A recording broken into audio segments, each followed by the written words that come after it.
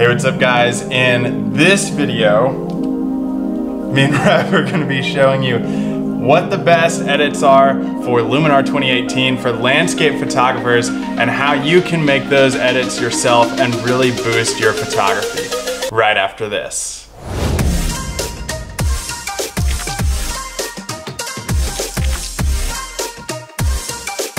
Rev didn't like being on camera, so he went away. On this channel, we talk landscape photography. So if you're interested or you're into landscape photography at all, consider subscribing to this channel. Now in this video specifically, I really wanted to feature some of my favorite things in post-processing for landscape photographers. I've been focusing a lot on post-processing on the channel lately, just because like fall and summer and spring are really wrapping up. We're moving into the winter months, and a lot of us take those months off for post-processing work and working on a lot of those photographs. So I want to get you prepared for those months of editing all those photos. So what I wanted to do was share some of my favorite features in Luminar 2018 to get you guys editing on the right path and maybe get you thinking differently about how you can actually improve your post-processing workflow with Luminar 2018 or any other post-processing software that you're used to or using, because some of these tips could really help you think differently and be like, hey, my editing software has something really similar to that. Maybe you're using Lightroom or something else, or Lightroom and Photoshop. So maybe this can jog your creativity on how you can make better edits. So what I want to do is get right into the computer screen so we can really inspect and view how to use these features and improve our landscape photography the best way possible. If you're not using Luminar 2018 and you're interested in any of the things that we're showing you, I have a link below and plus a discount code that you can use below in the video description if you want to check out Luminar 2018 for yourself. All right, so I thought the best process to do this was with a single image and really show you through this one image how you can use these different features to really boost and impact your photography. And keep in mind, if you're using something different than Luminar 2018, watch this so that you can really figure out different edits that you can make with your own post-processing software. So the first thing I want to do with this photograph is start out with one of my favorite features. And I didn't used to use this, but what I use is the presets that are already loaded in Luminar 2018. Presets can be in any type of software that you used in post-processing. So really what I like to do is kind of just sort through all of these presets. Basics are really good, like mid-image enhancer is one of my favorites, and you can just scroll through these and find some of the best edits. And the preview section down here is a really good way to really look at what could be a good fit for this photo. So I just like to scroll through some of these and really find what the best option would be. Maybe in like dramatic here, not really seeing anything. So I'm going to come back to basic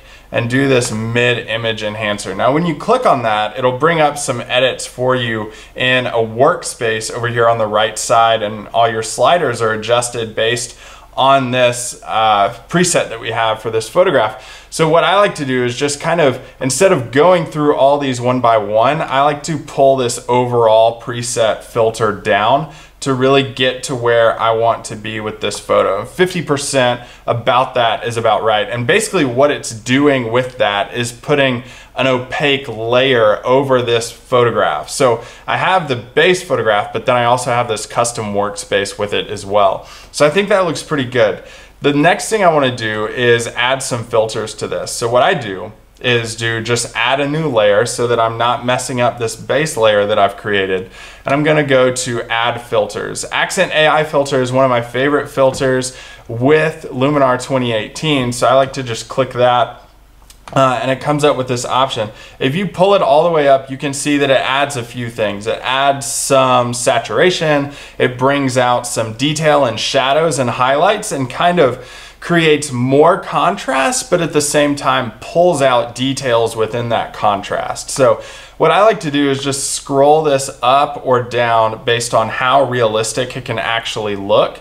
So if I pull it all the way up, it's really unrealistic. If I just scroll it down a little bit, I can see right in the area where it can still be realistic and where it can look like what it actually did when I was in the field. So that's number 2. Number 1, presets. Number 2, accent AI filter.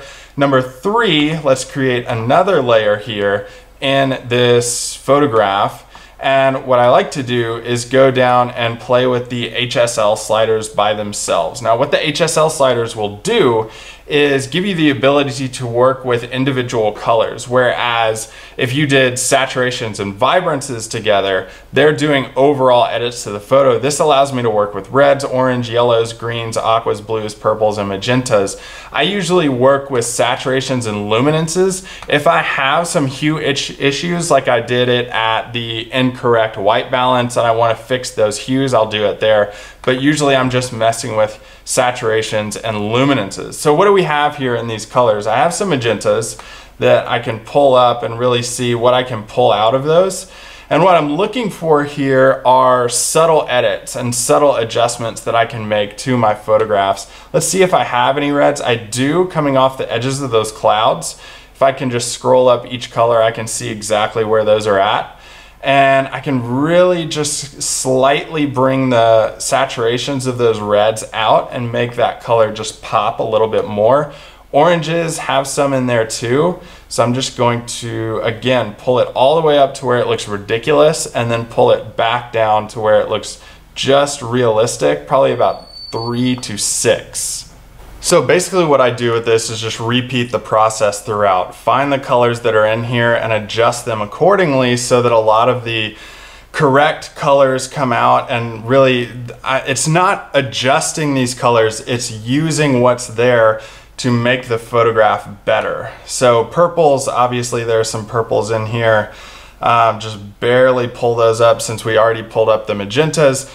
And then luminances, I like to find colors that are lacking a little bit. So in here, blues may be lacking just a little bit. I may brighten those up just slightly to really kind of match the overall tone of this photo and bring those up just a little bit more. So now we have a lot more realistic photograph of what it actually looked like. You know, the raw files really bring that down a bit and you can boost those back up with some adjustments in post-processing. So the next thing I want to really focus on is my tone curves in this photo. And a lot of times with tone curves, people get a little bit worried or overwhelmed with how this looks because it looks very mathematical with the chart that comes up.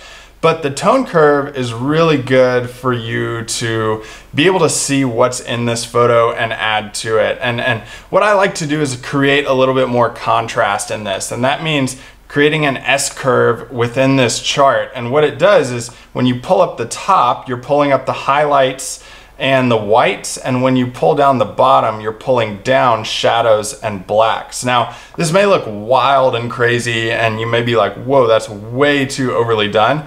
What I like to do with curves is make it into a luminosity mask. So I come down here to the brush tool and select luminosity mask, and what this is going to do is add this effect to anything within 50% gray and lighter to the photograph. So this is going to create that mask and find those gray tones within the photo and only apply this S-curve to those adjustments. So here we have the finished result of that. And I can even come down here and create more layers based on what that did. So I think it made the saturation of the blues just a little bit too much.